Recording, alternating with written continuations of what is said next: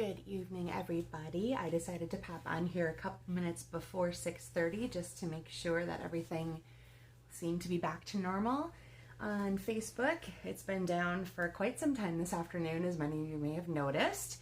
And another friend of mine and I were commenting on how much we didn't really realize we relied on this for lots of things, especially regarding our business. So it was very weird to not be able to post and share and look up information and track things and such like that. So yeah, like I said, that was very interesting to see today that how much I kept going back to it and Facebook wasn't there. But I'm glad they got it all sorted out in time for me to come on live with you guys. Hopefully you got the email that I sent earlier this afternoon talking about like a contingency plan just in case.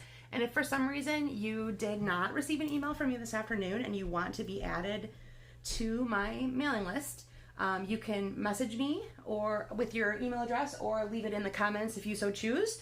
And that way I can get you added to that for future communications. All right, so while we wait for a few more people to hop on, I wanted to show you guys I finished all the samples for that fall leaf class that I had given you a sneak peek of the other day on my Facebook page.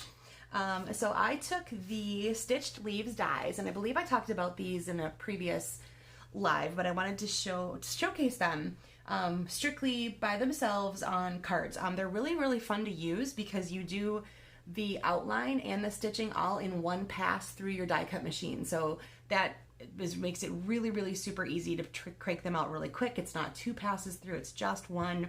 And so over the course of all 5 of these cards, I have used all of the dies in the set. And so you can see how they work. If you want to take a closer look at them in your catalog, they're on page 165. I will have the event, hi Kathy Jo! I will have the event posted tonight and ready for RSVPing by the 15th of October, and then I will get materials cut and sent out to you guys. So that is the 5 that I finished up for that particular class. And like I said, it just gives you a taste of those stitched leaves dies. And I wanted to show you, this is the one where you might be wondering what this big weird looking die is over there. It leaves just some little dots in a random pattern. So I used it on both this green layer and the vanilla layer, and you can see that better, of course, when you're making your own project. All right, so let me get these out of the way. All right, and again, look for more information on that.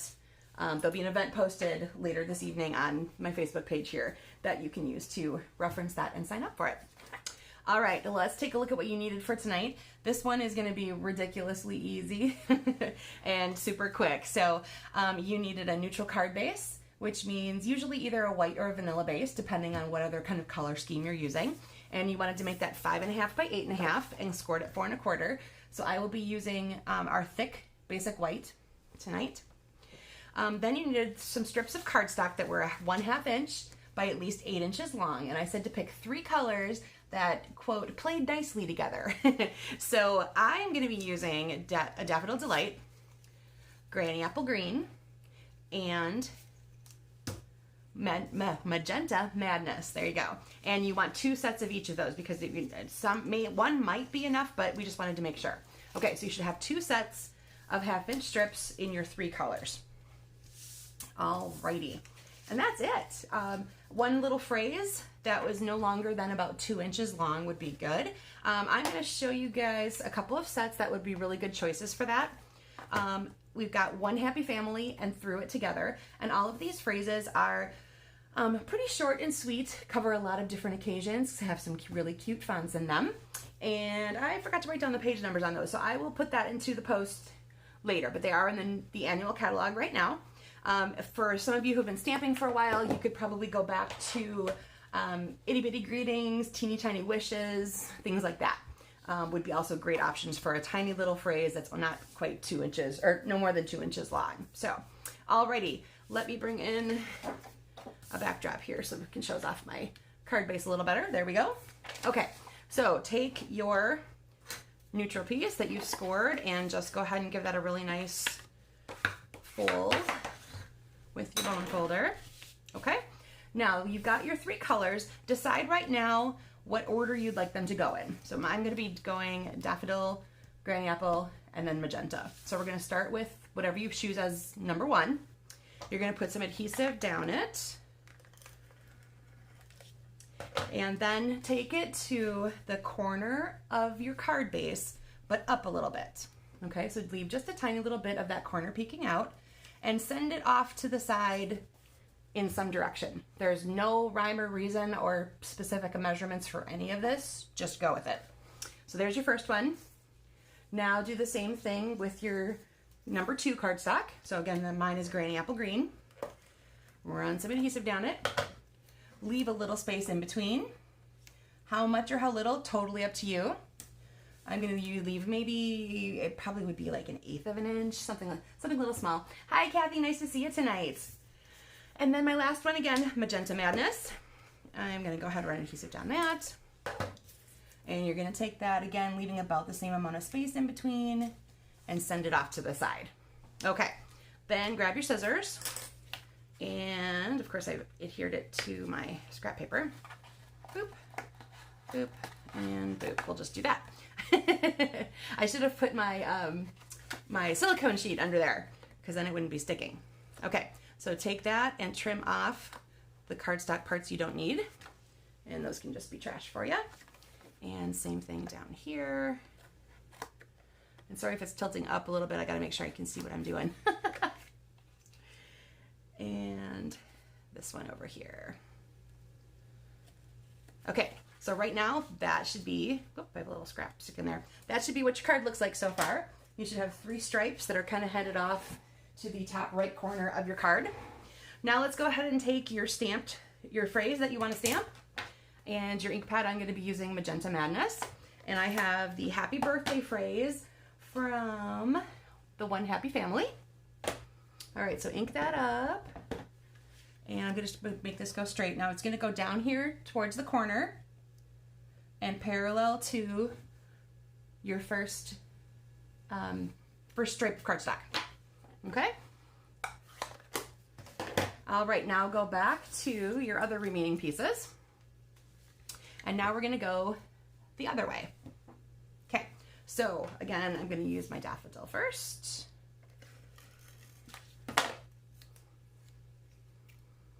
And I'm going to go close to that. Basically what I want to have is like a basic kind of a offset or even bordering, kind of, so to speak, if that makes sense, between where that hits and where that one hits.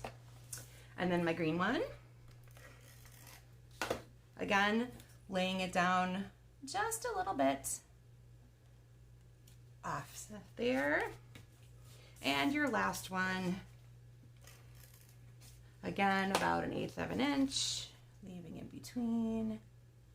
So the trick is just to make sure that your thing is long enough to go off of an edge and that you've kept it basically parallel as it's come down. Okay? And then again, trim off what you don't need. Let's see if I can get those off that a little bit better. All right, just gonna flip that over.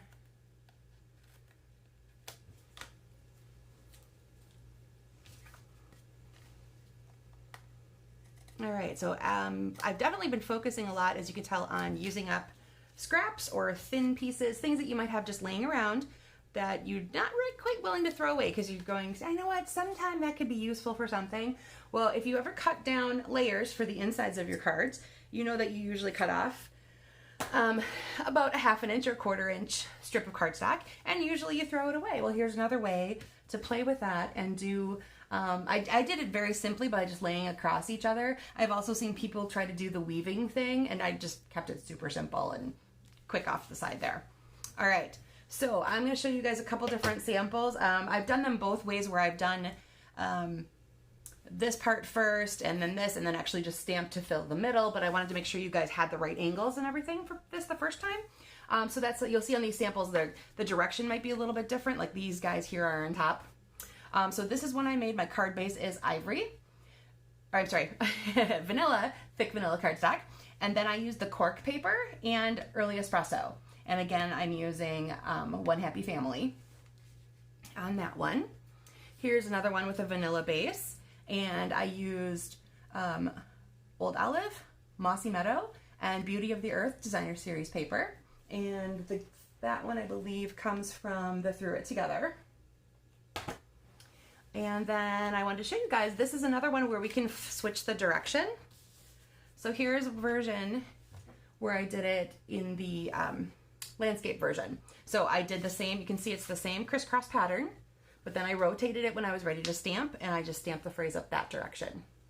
Okay, and then for a way to step them up a little bit, add on our accessories. That's always our best way to dress things up. So here in this case, I punched out a few daisies from white cardstock and put them on there, on each other, and then popped it up right in that little centerpiece. A different phrase, but it's from the same stamp set, so it still fits in that area. And then I wanted a little color in the middle of the daisy, but I didn't have quite the right, you know, ribbon or little piece of bling. So I wanted to remind you guys what you can do. You can take any of our white-based ribbons, as long as they're not, well, actually I have done it with satin, but that one gets a little, it tends to bleed a little bit, so you might want to be careful. But especially anything that's cotton-based, or this I believe is a cotton-based, it's a crinkled seam binding. And you can take your blends and just run it along there.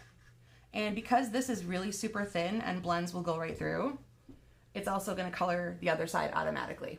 So I just took a length of that, I ran my blend across it, and I colored it daffodil, and then added it to the middle. All right, so that is one way. Again, use some what you have to and make it what you need. There's a big difference sometimes.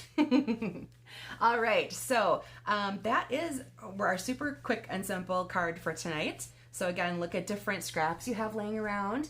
You can see here I incorporated different pieces of paper, designer series paper. I told you guys just to stick with cardstock on this one, but of course now start experimenting with what you have. And for example, on this one, I did take my 2 pieces of cardstock, the colors. This is Blushing Bride, and then Jade and Bumblebee. And I ran the Blushing Bride and the Just Jade through the bark embossing folder. Excuse me, hiccups. So they have a little bit of texture to them. And this is actually the back side of one of the pieces from Pansy Petals. So it has that, it's the Bumblebee color, but just with a little print on it. Okay. So there again, play with what you have around for designer series papers and scraps of cardstock, that kind of thing. I think these bright and cheery ones especially make really fun birthday cards. I like, you know, again, it's really simple, quick, use up your scraps. So thanks, Margaret. I think they're very cute too. All right, everybody. So like I said, that was going to be super duper quick. And I was really, really glad that Facebook had their problems all figured out before live tonight so I could come and join you. Again, if you missed it at the beginning, there were some issues with Facebook this morning, throughout the day actually. And I had sent an email, hopefully that you got it, and said that if I couldn't be here, I would be on YouTube. And if you did not get that, that must mean that you're not on my email list. And so make sure that if you want any future notifications like that to come through, that I have your email. So you can message it to me or leave it in the comments if you want it to be a little more public. That's fine. Yeah, Kathy Jo, exactly. I have like a whole bunch of scraps, obviously. And I am always looking for ways to use them because I feel bad sometimes throwing them away. Depending on, you know, like, granted, I will throw away little pieces like this. But like you said, if you get just that whole strip off your 11-inch piece of paper, it's like, there's gotta be something I can do with this. So work on, you could also add more, you know, it could be 4s, it could be 2s, you could work on that weaving concept. So lots of really great ways to play with scraps once again.